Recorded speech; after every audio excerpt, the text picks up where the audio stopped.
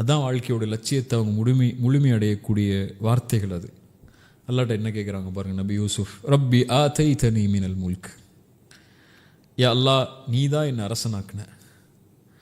அவங்க தான் அவ்வளோ சோதனை அனுபவித்து அந்த இடத்துக்கு வந்து நிற்கிறாங்க, அல்லாட்ட ஒப்படைச்சிட்டாங்க. நீ தான் அல்லாஹ் கொடுத்த.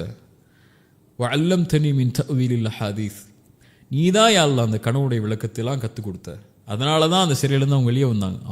அவங்க இருக்கக்கூடிய அறிவை கொண்டு தான் இல்லையா? ஆனால் நீ தான் அல்லாஹ் கற்றுக் கொடுத்த. இன்றைக்கி 5 பைசா 6 பைசா அல்லது 1 கோடி ரூபா சம்பாதிச்சதுக்கப்புறம் ஏன் திறமையால் சம்பாதிச்சேன், என்னால் நடந்துச்சுன்னு சொல்லக்கூடியங்க எவ்வளோ பேர் இல்லையா? எனக்கு இருக்கக்கூடிய திறமையில தான் நான் இவ்வளோ தூரத்தில் வந்து நிற்கிறேன்னு சொல்லி. என்ன திறமை?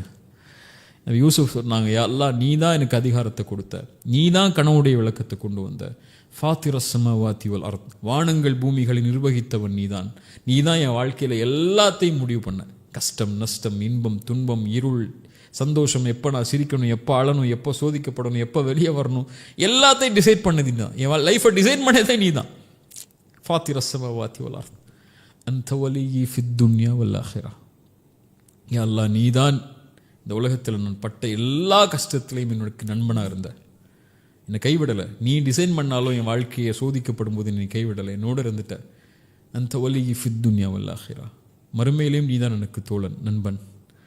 ஒன்று கேட்குறேன், அல்லாஹ் இனிமே எனக்கு என்ன இருக்குது, எல்லாத்தையும் பார்த்துட்டேன், முடிய போகுது என் வாழ்க்கை, நான் நபி தான் இருந்தாலும் பணிந்து கேட்குறேன், தவஃபனி முஸ்லிமன் வல்ஹக்னி பிஸ்ஸாலிஹீன், மரணிக்கும் போது என்னை முஸ்லீமாக மரணிக்க வச்சிரியா அல்லாஹ், நல்ல மனிதர்களோடு கொண்டு போய் சேர்த்துறேன். அவ்வளோதான் நான் அவன்கிட்ட கேட்குறது. அல்லாஹ் அதை கொடுத்தான் நபி யூசுஃபுக்கு. மரணிக்கக்கூடிய நேரத்தில்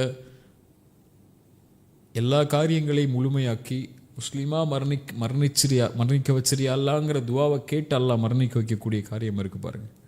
ஸல்லல்லாஹு அலைஹி வஸல்லம் அதான் சொன்னாங்க மரணிக்கக்கூடிய நேரத்தில், லா இலாஹ இல்லல்லாஹ் லா இலாஹ இல்லல்லாஹ் லா இலாஹ இல்லல்லாஹ் இன்னலில் மௌத்தி லசக்கராத் ஃபிர் ரஃபீக்கில் அலா ஃபிர் ரஃபீக்கில் அலா, உயர்ந்த தோழமையா அல்லான்னாங்க. அல்லாஹ் அவங்களோட உயிரெடுத்தான்.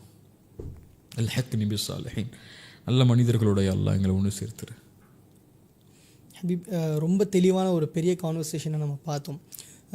யூசுஃப் அலைஹிஸ்ஸலாமுடைய அனைத்து சம்பவங்கள்லேருந்து நம்ம ஒரு விஷயத்தை இன்றைக்கி இருக்கக்கூடிய சூழ்நிலை பின்பற்றணும் அப்படின்னா, what is your last advice for? Yusuf அலைஹிஸ்ஸலாமுடைய வார்த்தை தான் அதுவும். வாழ்க்கையில் வரக்கூடிய எல்லா சோதனைகள்லேருந்தும் அவங்க எப்படி வெளியே வந்தாங்கிற ஒரு மேஜிக்கான ஒரு வேர்டை சொல்கிறாங்க.